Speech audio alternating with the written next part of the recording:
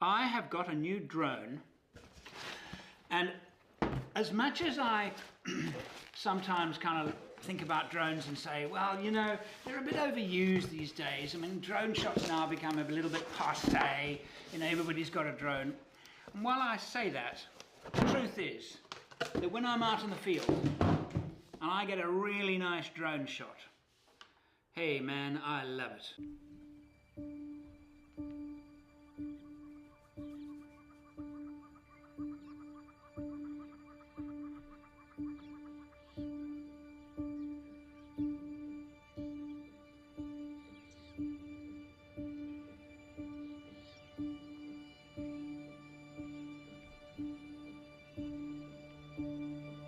What is a drone for? Okay, it's a little camera which I can fly. So it's a flying camera. Why would I want to fly my camera? Well, the obvious thing is I want to get a camera high into the air. Actually, that's all it's about. It's about getting a camera in a place where you couldn't normally get one. Now, I personally think that the drone revolution has gone nuts. When creating a story, you want a wide establishing shot, then you might want a medium and close-up, and then you want very close-up. So you go wide, you're establishing, you're telling your audience, this is where they are. Beautiful. Okay. And then you get it a bit closer and then you get into the detail of the story, the detail of the tree bark, the birds, remember all that sound, that beautiful sound, and all the detail of somebody telling a story and they're doing something with their hands, and you want all that detail and that meat, that substance of a story. These do not give substance. What they do is they are superb establishing shot machines.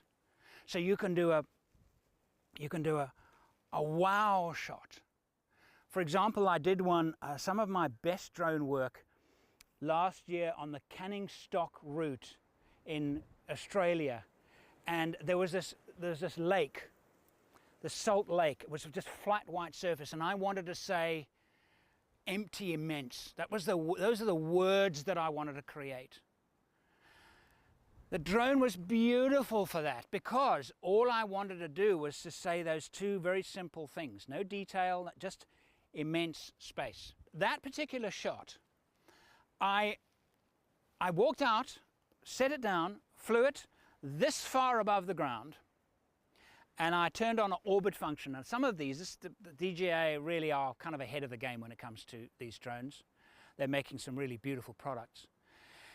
And I told it to orbit me, and I had the controller in my hand, and I actually just told it to go as fast as possible, full forward speed around me. But I left it this far off, and I did a whole 180 degrees around me, and I then pushed the up button. So in other words, it was continuing to show me, but it then climbed. And then eventually there was a shot of me with just white and just me as a dot. That to me is a really good use of a drone, because when I looked at that shot, it was, oh wow, it so said the words emptiness and space. It was exactly what I wanted. That's what a drone is good for.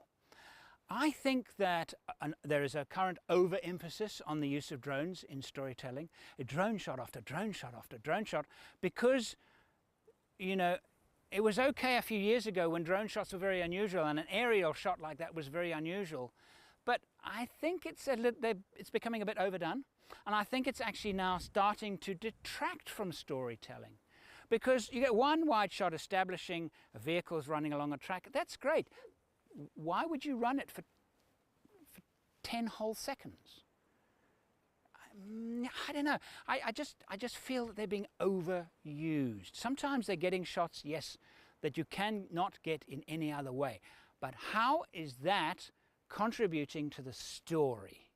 Sometimes it's detracting from the story because it's becoming dull. It's becoming overused. So my advice is, when using drones, you want two things. You want something that is fast to set up. Some of the very expensive drones will give much better pictures than this. This camera is not particularly good. I find it in bright sunlight. I find the picture quality, it blows the whites out. It's not great, but it does tell that, as it did in that circle around me on the salt pan, that it does enable one to get a unique perspective you can get in no other way. So I'm not detracting from it. I'm not saying don't use drones. I'm saying don't rely on drones. This is the Mavic Pro 2, and the whole idea of the Mavic Pro 2 is that the Mavic Pro was just so brilliant at flying. Fast to set up, easy to use, easy to control, clever, didn't crash a lot, but the camera was iffy. And my big bucket list was, please make a Mavic Pro with a good camera on it. And that is exactly what they've done. They didn't do that by telepathy. They did that by, they have to be listening to their customers.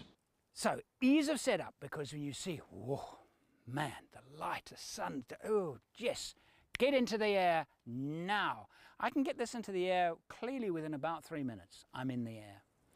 The bigger drones, the more complicated drones, yes, will give me a much better picture, better image. Yes, I agree. But how long do they take to set up? Much longer to set up. So again, it's a compromise.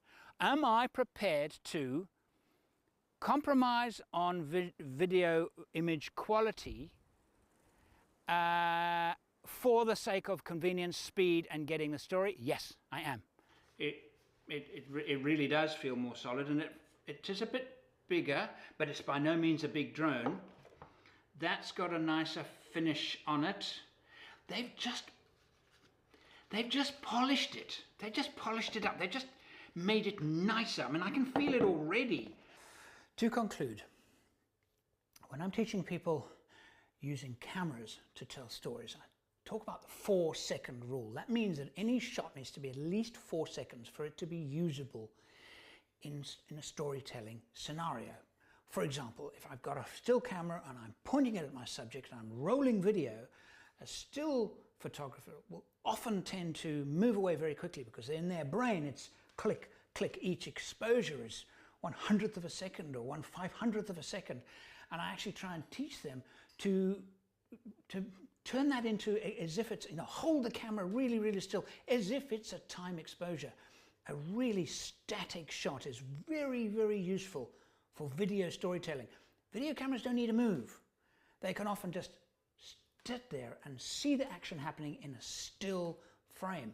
And that's why I talk about the 4-second rule. Having 4 seconds of perfectly still footage is really, really useful to the storyteller in the edit suite. But when it comes to drone, it's not 4 seconds. And believe me, I've gone down this road. Learning how to fly drones and actually take the footage into my edit suite, and I realize half the time I didn't get a shot.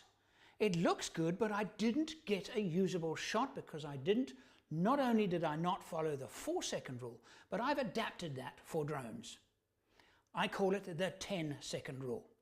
Fly, get a position, get your opening shot, compose your shot right, and sit there and do not touch the controls at all for a minimum of 10 seconds. And I beat myself up still today. Every time I go into my edit suite, I think to myself, why didn't I keep that shot? It's so beautiful. It doesn't need to move. Why didn't I keep it there for 10 seconds? So, frame up your shot, hold it there, take your fingers off the controls and count to 10, no less. Then move. When you get to the final shot, maybe turn the camera around, recompose, and do not move the camera for at least 10 seconds. Because I believe that when a drone moves, drones are wonderful for tracking, for orbiting, they're fantastic. However, the moment a drone camera moves, you're actually saying to your audience, hey, I'm a drone. Not always good for storytelling, sometimes quite detracting. But a static shot that doesn't move at all All you've done is you've taken your camera and you've put it 200 feet into the air and you've got this incredible shot. Leave it there unmoved for 10 seconds and you will find the amount, the percentage of your usable footage from your drone flying will increase exponentially. Thank you for watching.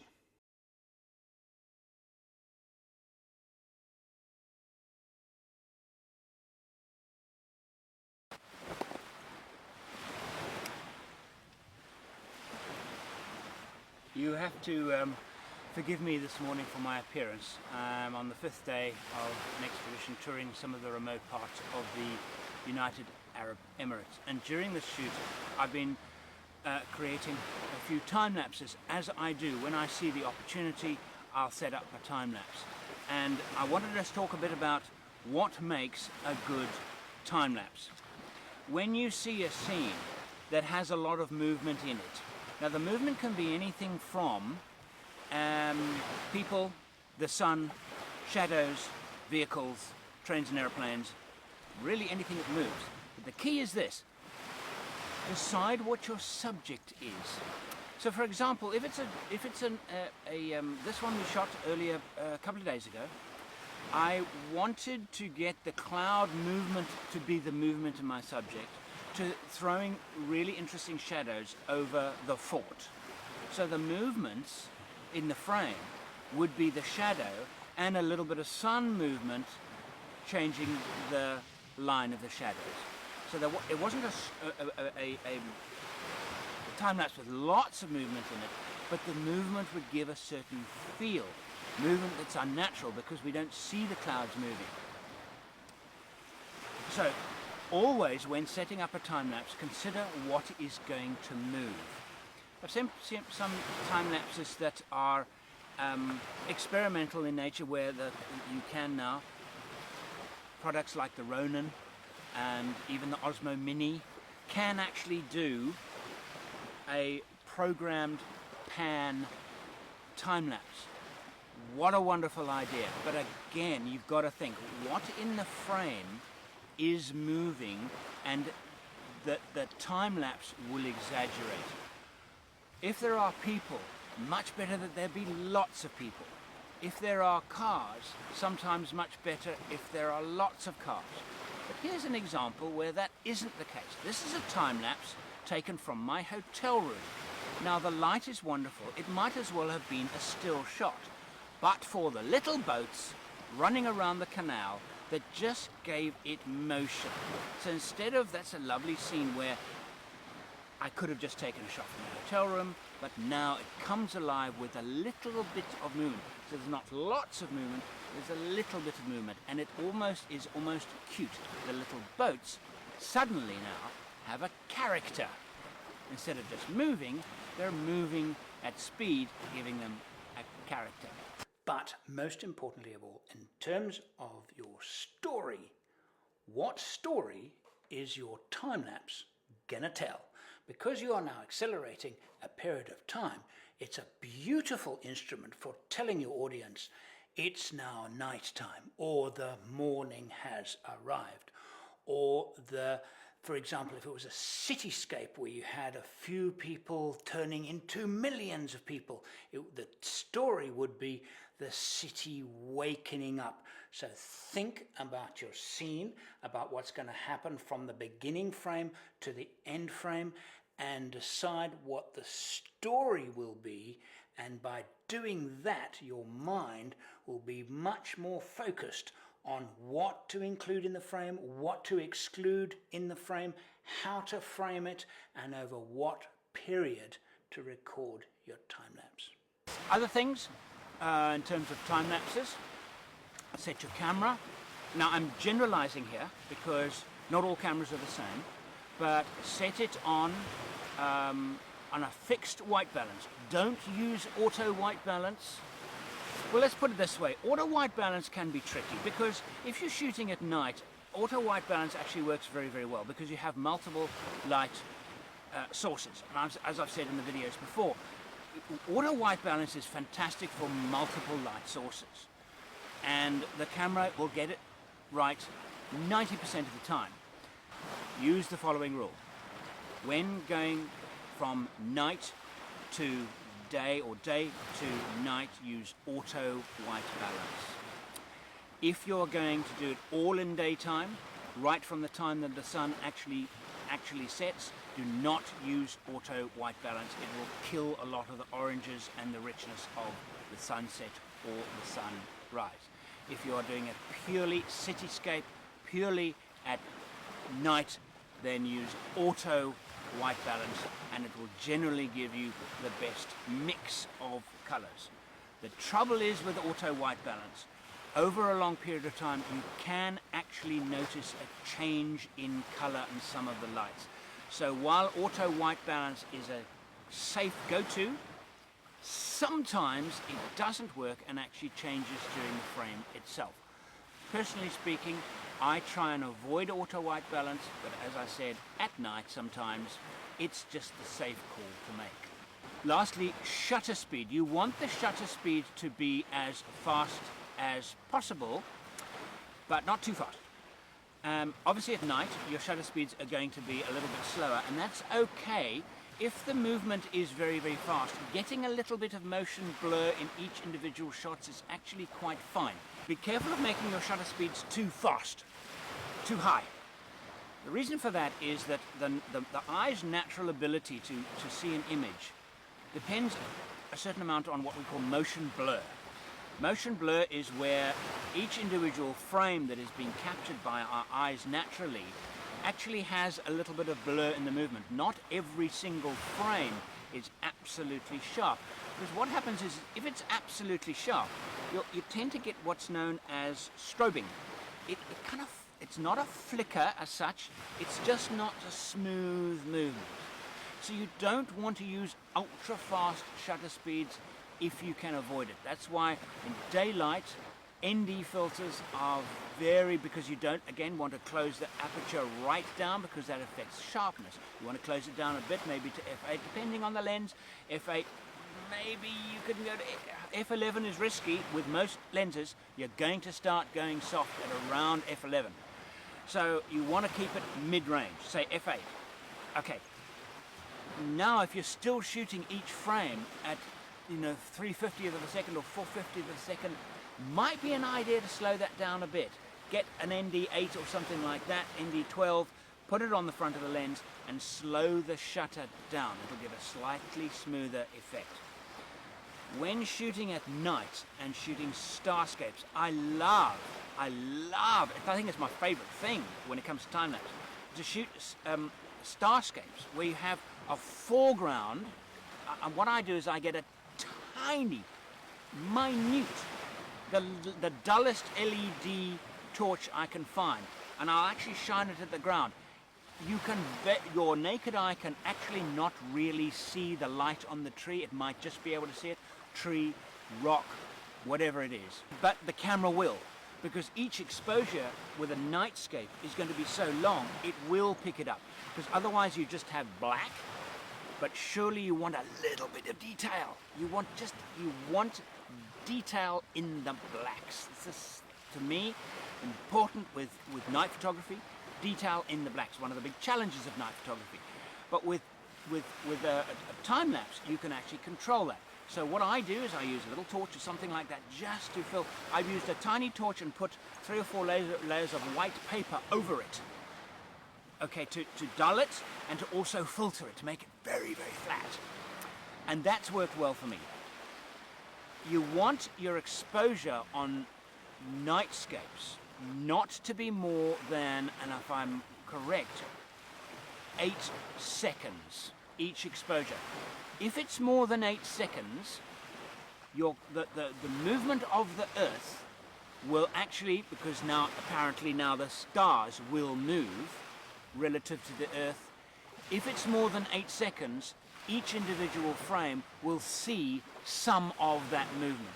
You don't want that at all, because that movement might be in a different direction to the way they will.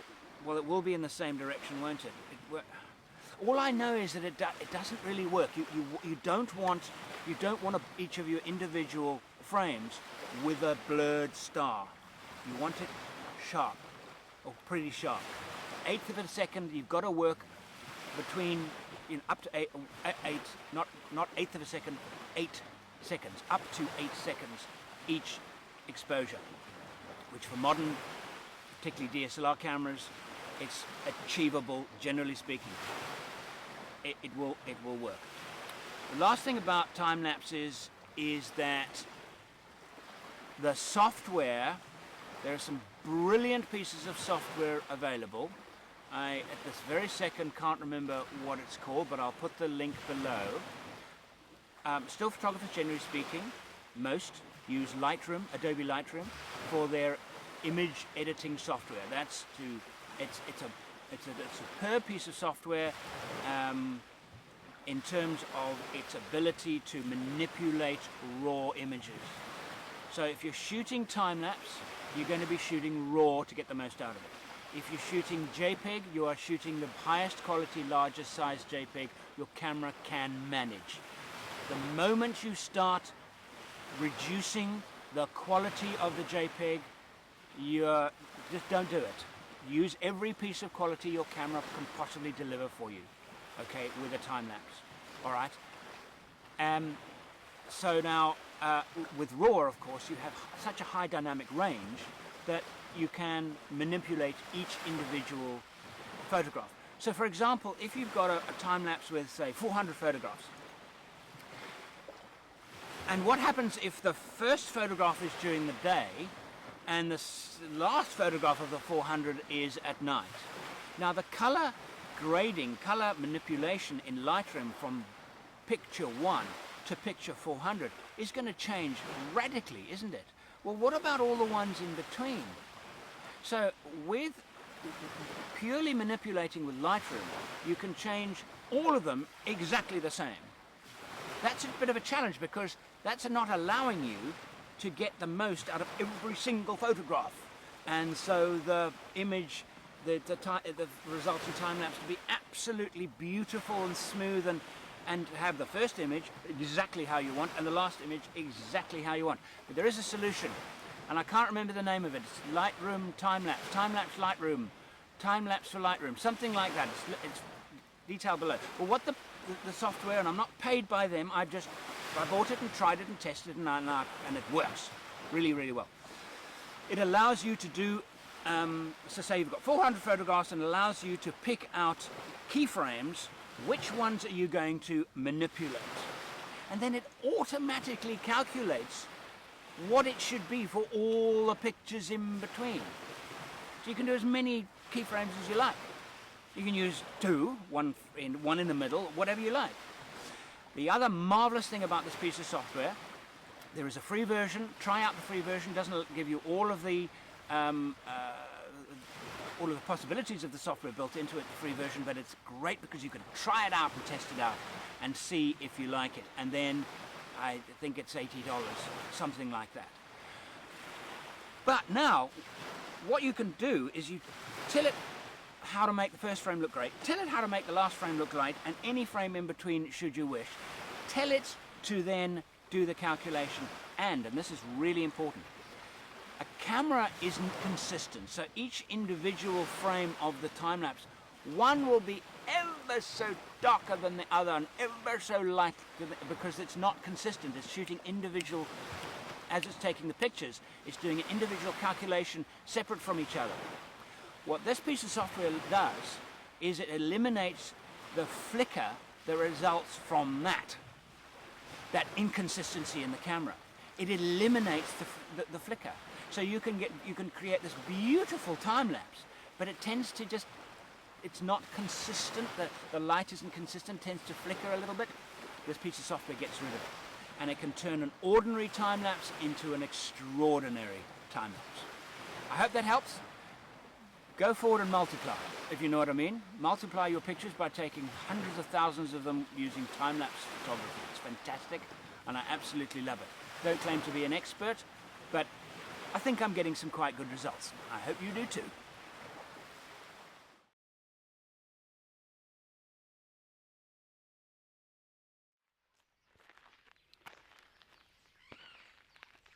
here's an example of contextual storytelling.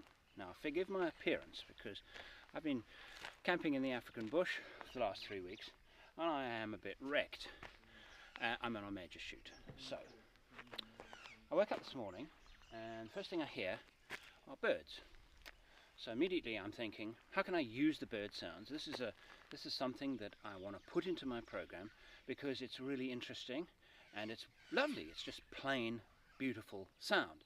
So just like with when you're capturing video, you're capturing sound. So you're saying, okay, this is a beautiful sound, I'd like to use that. Do it all the time. Or here's a beautiful image. The light is gorgeous. The subject is brilliant. How can I use it in my program?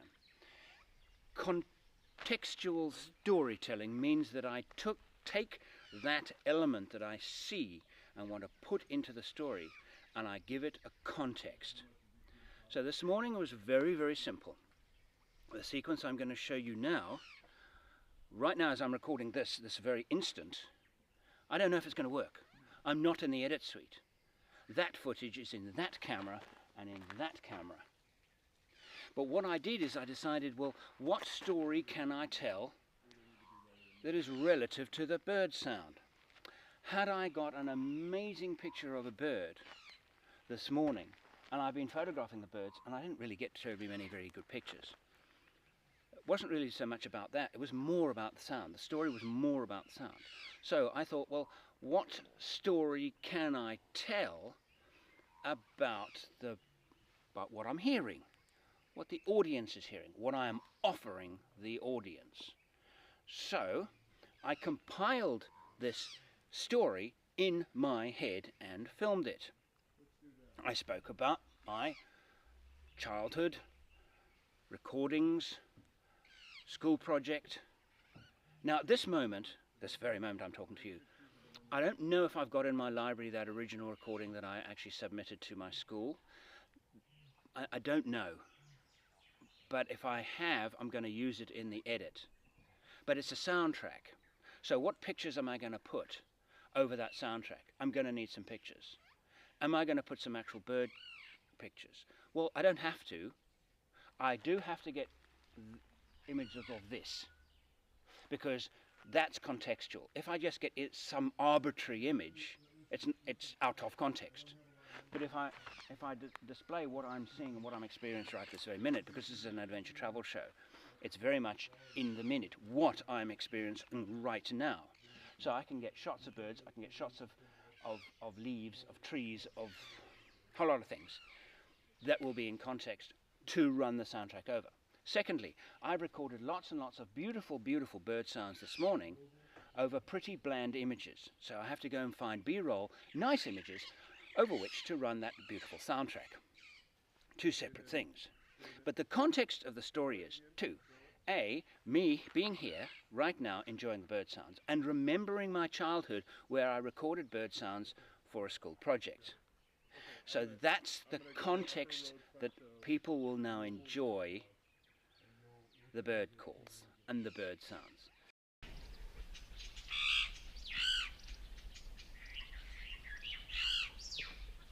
I'm still sleeping.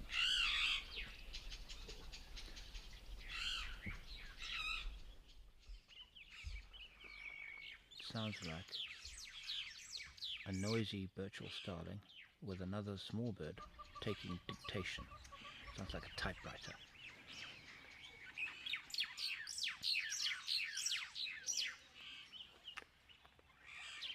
I'm officially a wreck this morning. I couldn't have a shower last night because there was no hot water, even though they'd lit in the donkey boiler. The plumbing is just a complete mess there. So anyway, didn't have a good night because there was a mouse or something scurrying around the outside of my tent making a lot of noise. But I woke up this morning to this incredible bird song. It just, unbelievable. Such a beautiful thing to wake up to. And it reminded me, I wasn't very academically good at school. In fact, I was pretty terrible actually. I was voted the kid that would amount to absolutely nothing by I think every teacher and most of the pupils. But I did do two projects One was just an ad hoc, open-ended project, do what you like, 4 marks. I think it was grade 11. And I did a Birds of Botswana project where I drew a map, and I had pictures of different birds, and I think there were 6 or 8 birds in the collection. I'm not quite sure, but it came with a collection of bird sounds on a cassette tape. Now, when I was very, very young, I used to record bird sounds when I went out with my dad on these trips, and the bird sounds, at least 3 of them I have heard this morning from my tent, and the 3, which, considering how many there were, could be as many as 50% of the entire bird collection, were Aramark babbler, Burchell starling. They are amongst the most noisy of the birds here. I also had on my list African golden oriole. That was actually, well, the Burchell starling was mimicking the African golden oriole. Where we find a Burchell starling imitating an African golden oriole.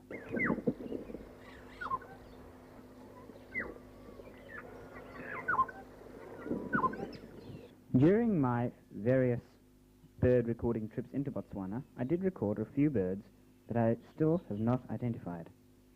This one I believe to be some kind of shrike.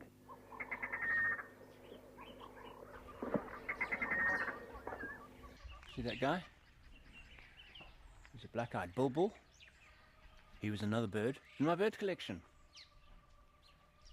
And, can you hear that? I think, not 100% sure, another one was the yellow-billed hornbill. That noise there? Yellow-billed hornbill.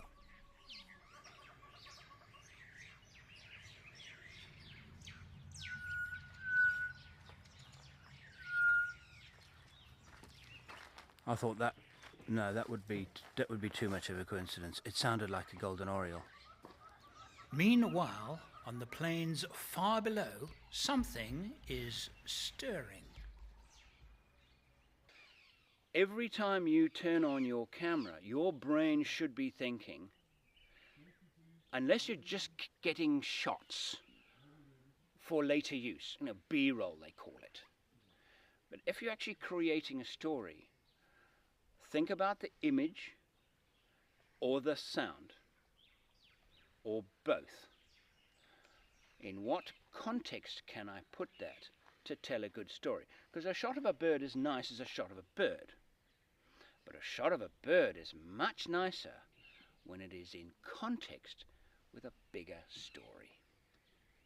That is the basic, simple principle of this kind of storytelling.